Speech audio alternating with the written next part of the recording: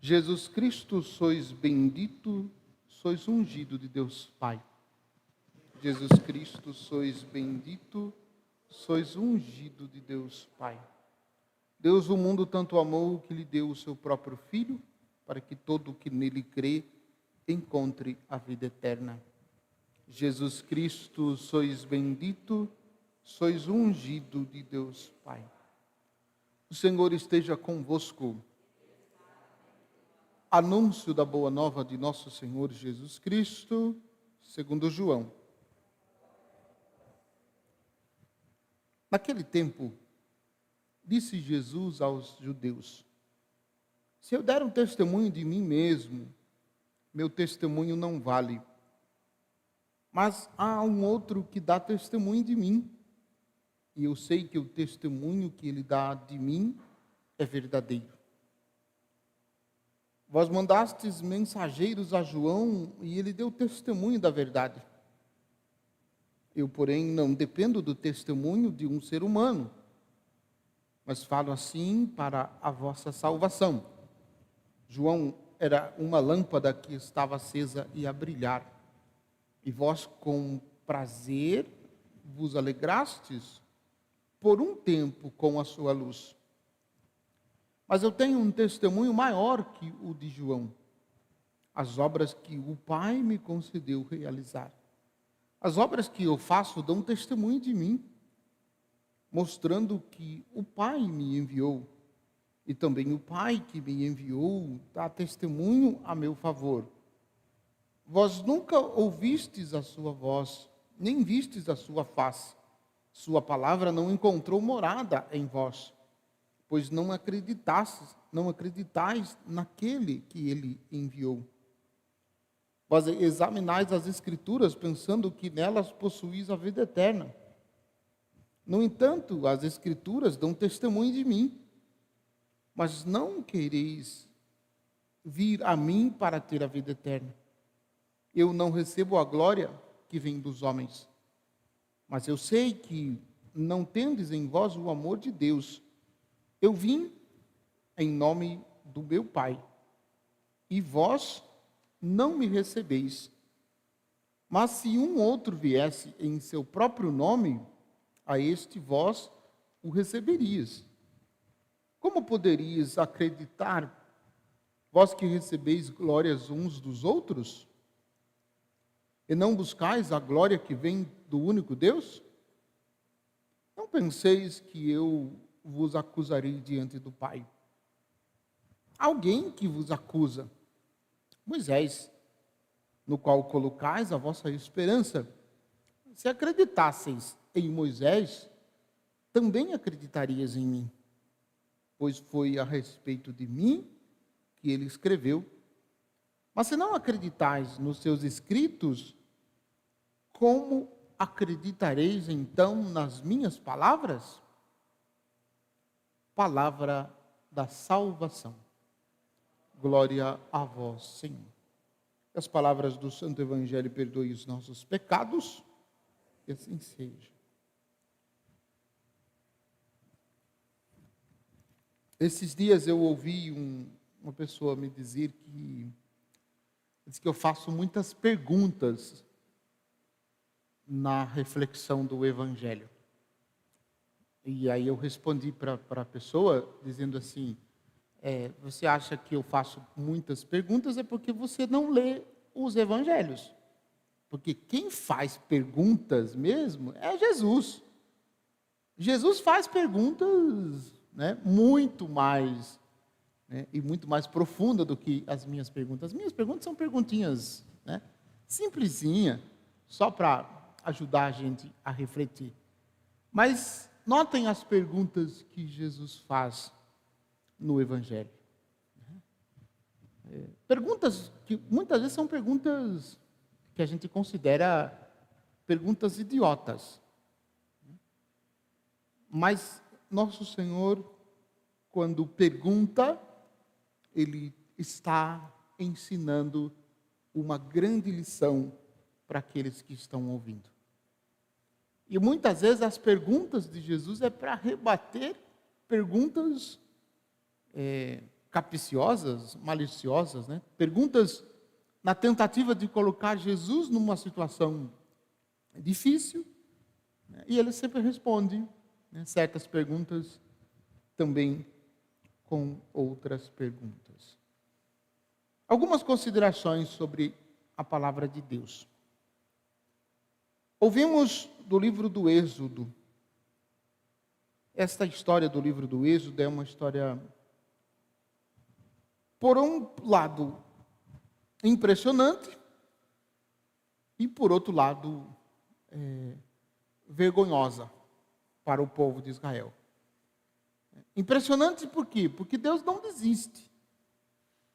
Deus não desiste do povo. Deus não desiste daqueles que escolheu para si. Mesmo com as infidelidades, mesmo com os pecados, mesmo com os desejos distorcidos no coração do povo, Deus continua insistindo e amando o seu povo. Prova disso é que o texto que nós acabamos de ouvir vem uma recomendação de Deus para Moisés. Deus diz a Moisés: vai, desce, pois corrompeu-se o teu povo, que tirastes da terra do Egito. Tem duas coisas aqui nesta frase de Deus dita para Moisés, que são impressionantes e que a gente precisa prestar atenção. A primeira, o povo que saiu do Egito, conduzido por Moisés, não pertence a Moisés. O povo que saiu do Egito, conduzido por Moisés, é o povo de Deus. Então, Deus está dizendo que o povo de Moisés, Moisés vai depois interceder diante de Deus em favor do povo. Mas é impressionante porque Deus diz a Moisés que este povo é dele. E aí, bem depressa, desviaram-se do caminho que lhes prescrevi. Fizeram para si um bezerro de metal fundido. Inclinaram-se em adoração diante dele, oferecendo-lhe sacrifícios e dizendo: estes são os teus deuses, Israel, que te fizeram sair do Egito. E isso o segundo ponto é impressionante, por quê? Por que o povo de Israel fizeram para si um bezerro de ouro? Essa história, na verdade, vem já de muito tempo. Se a gente observar atentamente as instruções do Senhor Deus para o seu povo, a gente vai perceber que essa história vem antes mesmo do povo sair em caminho. Essa história vem no tempo de Abraão. Os familiares de Abraão acusavam Abraão justamente disso. Ele falava com um Deus que não se podia ver. Era justamente essa contestação dos familiares de Abraão. Quando Abraão falava que Deus tinha revelado a ele palavras, eles contestavam: mas como é que tu falas com um Deus que não se vê?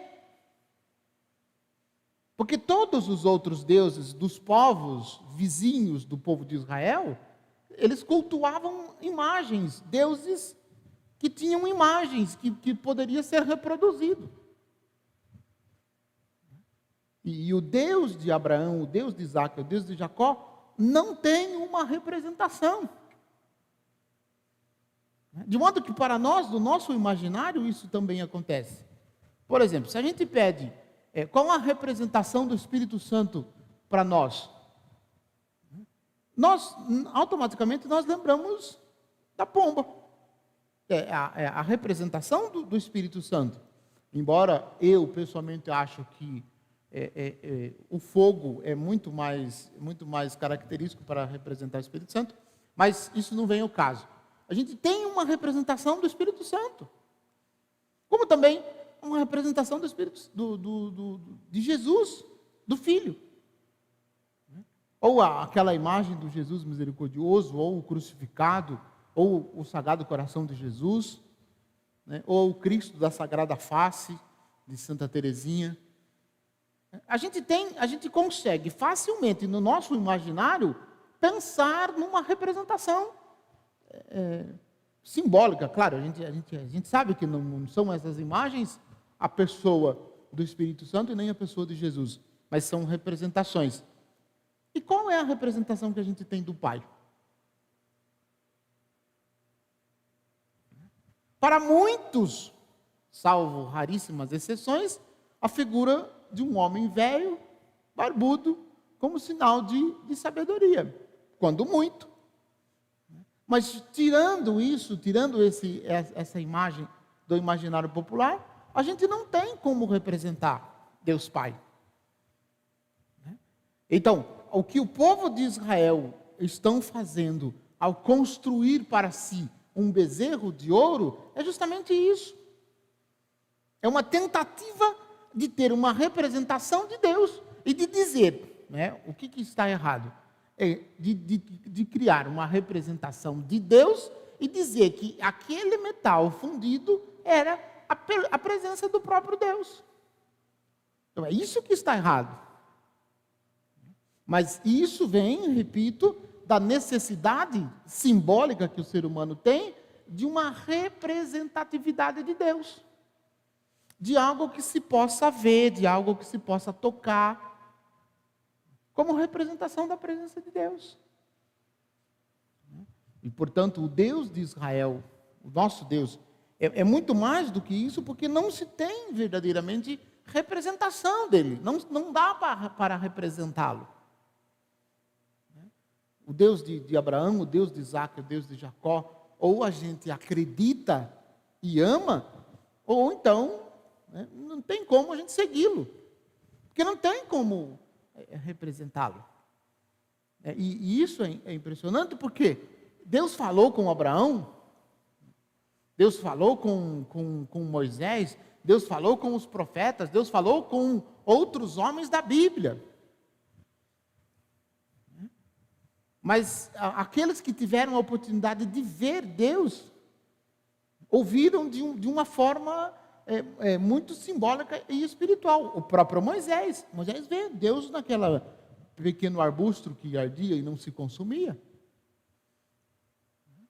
Como também Moisés via Deus na sombra, na nuvem, enquanto percorria para a saída, indo para a terra prometida.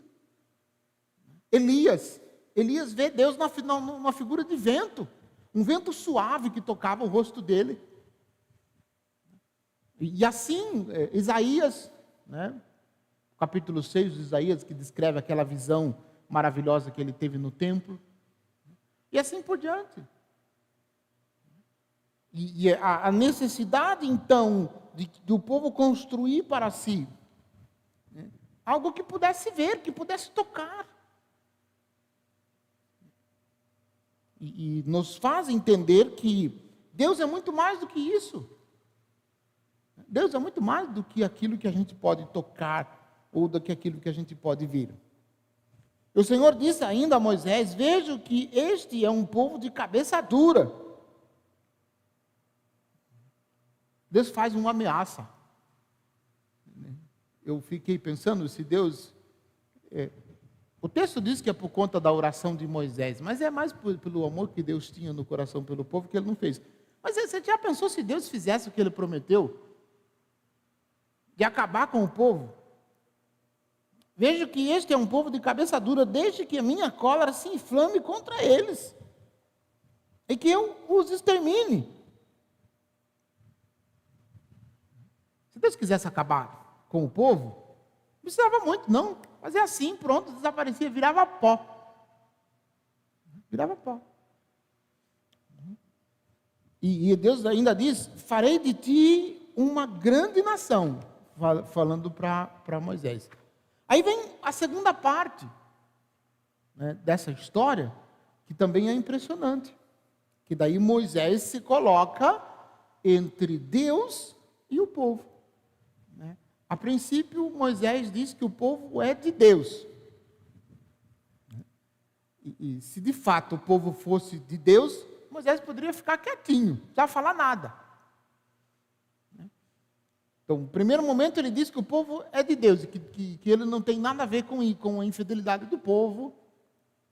No segundo momento, ele se coloca entre Deus e o povo.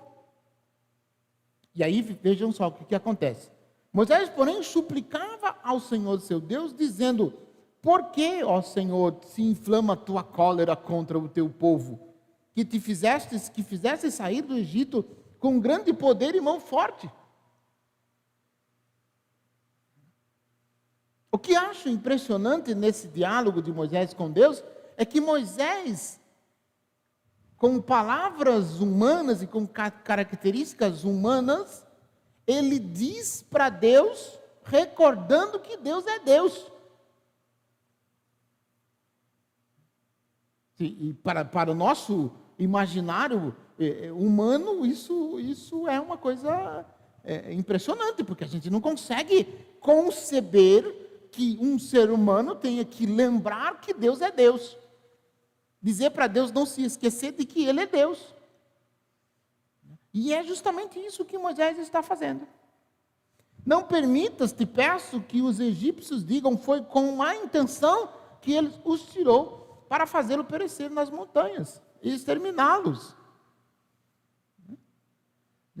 Dito de outra maneira, Moisés está dizendo assim, faça isso com o seu povo. Pode matar o seu povo. Depois o povo do Egito vai dizer, olha lá, o Deus deles tirou eles daqui e deixou morrer no meio do caminho.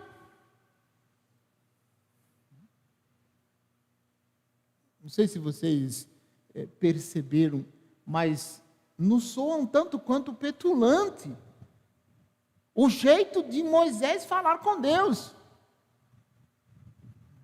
Talvez porque a gente se coloca diante de Deus com tanta, desculpem a palavra, com tanta frescura, né?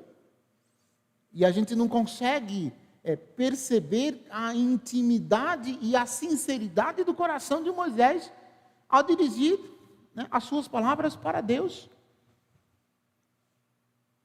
E aí ele insiste para fazê-los perecer nas montanhas e exterminá-los da face da terra.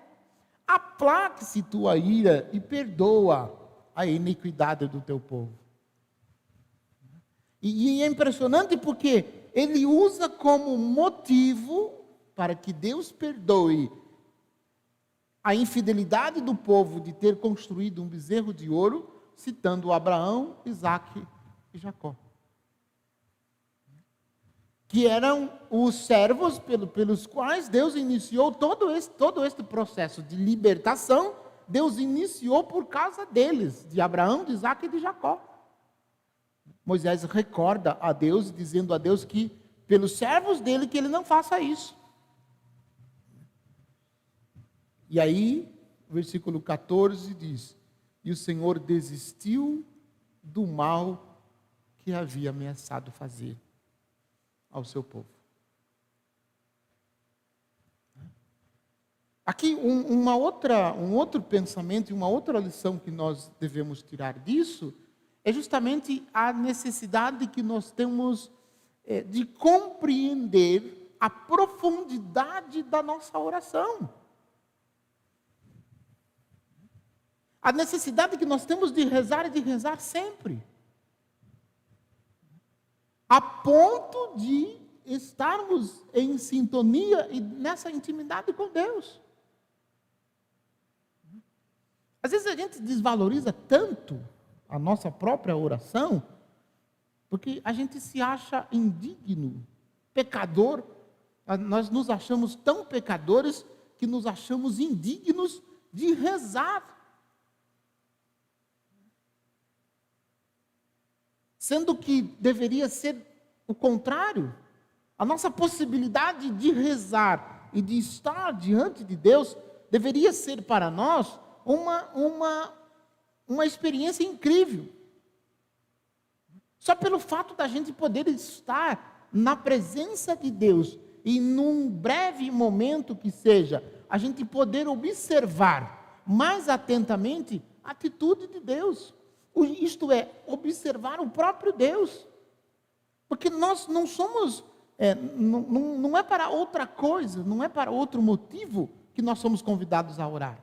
Se nós somos convidados a entrarmos em oração, é justamente para que a gente observe as atitudes de Deus.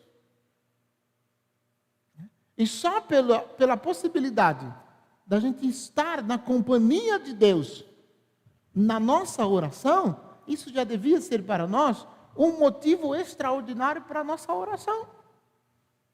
Isto é, já deveria produzir em nós a vontade de estarmos diante de Deus e de ficarmos com Deus em diálogos, em colóquios profundos, durante os dias, durante as noites, durante as madrugadas, somente pelo fato da gente estar na presença de Deus, da gente poder dialogar com Deus, falar com Deus, né, do jeito que Moisés falou. Muitas vezes pedindo coisas nem para nós, muitas vezes pedindo coisa para os outros. Nesse sentido é interessante a gente observar São Padre Pio. São Padre Pio combinou com Jesus que durante a oração dele, ele não iria pedir nada para ele. E todas as vezes que ele se colocava em oração, aqueles colóquios profundos que ele fazia com Nosso Senhor, ele pedia para os outros. Ele pedia para os enfermos, ele pedia para os pecadores, ele pedia para os padres, ele rezava pela igreja. E no final da vida, quando o pai dele começa a passar por necessidade, o pai dele vai pedir dinheiro para ele, e o pai pede, né, que ele rezasse a Jesus. O pai está enfermo, passando uma dificuldade, e o pai pede que ele rezasse a Jesus para que Jesus o curasse. E ele diz com lágrimas nos olhos, dizendo para o pai: eu não posso pedir para Jesus a cura para o Senhor, porque eu combinei com Jesus e não pedi nada para mim. Mas estava falando do pai dele, é algo impressionante. A gente percebe o quanto que a nossa oração precisa ser ainda muito mais profunda e muito mais desapegada, né? Porque muitas vezes a nossa oração ela é fruto de um apego, né, material a certas coisas que nós não queremos abrir mão, né? Então essa experiência de Moisés, neste primeiro momento da primeira leitura que nós acabamos de ouvir, nos faz compreender justamente isso. A necessidade da gente estar na presença de Deus para rezar, simplesmente para estar na companhia de Deus. Simplesmente por isso. Depois, uma pequena observação sobre o Evangelho. Notem que no capítulo 5, nós ouvimos os 2 milagres que Jesus realizou. E os 2 milagres que Jesus realizou, nós vimos isso também no texto de ontem, mas no texto de hoje mais elaborado e mais preciso, mais claro. Jesus está dizendo para os judeus que Ele é Deus.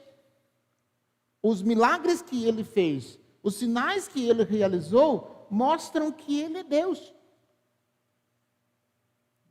E é profundamente desconcertante, por isso a discussão de Jesus com os mestres da lei, com as autoridades religiosas. Por quê? Porque eles não conseguiam conceber que Jesus de Nazaré, o filho do carpinteiro, fosse Deus. E Jesus responde a essa provocação, reafirmando que Ele é Deus e que Ele está profundamente unido àquilo que Deus está fazendo. Que a ação de Deus, né, é sinal de que Deus o enviou. E Ele diz, né, sobre o testemunho. Se eu der testemunho de mim mesmo, o meu testemunho não vale. E aí, para dizer que Ele é Deus, Jesus diz que João Batista dá testemunho dele. Jesus diz que o Pai dá testemunho dele. Jesus diz que as Sagradas Escrituras, que os judeus dizem, ou não os judeus, mas as autoridades do tempo de Jesus, diziam acreditar. E Jesus rebate dizendo, se vocês acreditassem de verdade nas Sagradas Escrituras e naquilo que João Batista anunciou, vós acreditarias também em mim. Porque as Sagradas Escrituras falavam de mim e João Batista também falou de mim. E é isso o meu testemunho. Mas vós não quereis escutar, vós não quereis prestar atenção. Vós não acrediteis. E é justamente por isso que eles começam a perseguir Jesus. Vocês podem observar.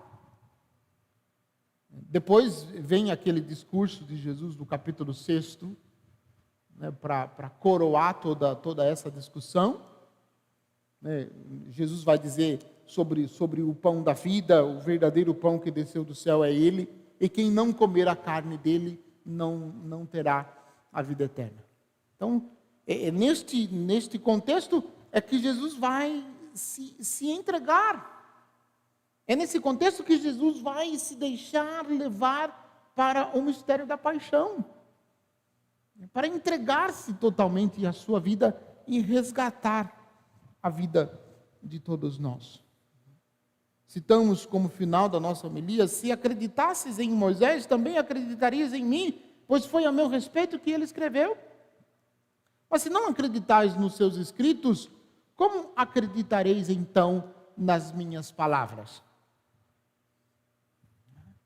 Isso também é um questionamento para nós. Porque nós estamos ouvindo falar de Jesus e nós estamos ouvindo Jesus falar. E são dois movimentos. Nós estamos ouvindo falar de Jesus, como também nós estamos ouvindo Jesus falar. E as suas palavras, conforme vai dizer Pedro lá no capítulo 6, mais para frente, né, as palavras de Jesus são palavras de vida eterna. Agora, nós, assim como foi proposto para as autoridades religiosas do tempo de Jesus, é também proposto para nós. Nós precisamos acreditar que as palavras de Jesus são palavras de vida eterna. E acreditar significa que estas palavras penetrem profundamente o nosso coração, que estas palavras questionem a nossa própria vida, questionem a nossa maneira de viver, e a gente passe a viver na maneira de Jesus, observando sempre as suas palavras e os seus mandamentos, porque é por estas palavras que nós seremos conduzidos para a vida eterna. As palavras de Jesus são palavras de vida eterna, mas se nós escutarmos e estas palavras não produzirem efeito nenhum em nós, entrou por um ouvido e saiu por outro e não fez diferença nenhuma, né? Então não vai cumprir com a missão que a palavra tem. Então ela precisa penetrar. Por isso que é profundamente questionadora. E Jesus não está simplesmente dirigindo as suas palavras a nós como um ser humano comum. Como a gente conversa entre a gente, né? Como a gente fala entre a gente. Não. É palavra de Deus. Ele é Deus. Ele está se revelando como Deus. Nos sinais, nos prodígios, nos milagres, nas palavras e nas atitudes. Então, não dar ouvido ou não dar atenção àquilo que Jesus está nos falando é a mesma coisa que não dar atenção, não dar ouvido para Deus. É desprezar o próprio Deus, que na pessoa de Jesus se revela, que na pessoa de Jesus se manifesta. Nós estamos vivendo esse tempo de quaresma, nós estamos vivendo esse tempo de pandemia, né? Nós estamos vivendo as dificuldades que cada um de nós enfrentamos, e parece que no tempo quaresmal essas dificuldades elas são mais palpáveis, mais visíveis, tudo para que a gente possa unir-nos ao sacrifício de Jesus, na sua entrega de amor por cada um de nós. E fazer valer a pena tudo que Ele fez para nos salvar. Então, que a gente aproveite este tempo, esse restinho, né, quase 2 semanas, que nós temos ainda para nos preparar e viver bem a Páscoa do Senhor, com o nosso coração unido verdadeiramente ao coração de Jesus. Louvado seja nosso Senhor Jesus Cristo, para sempre seja louvado. Irmãos e irmãs, Moisés intercedendo pelo povo depois do pecado, é figura de Jesus, que intercede por nós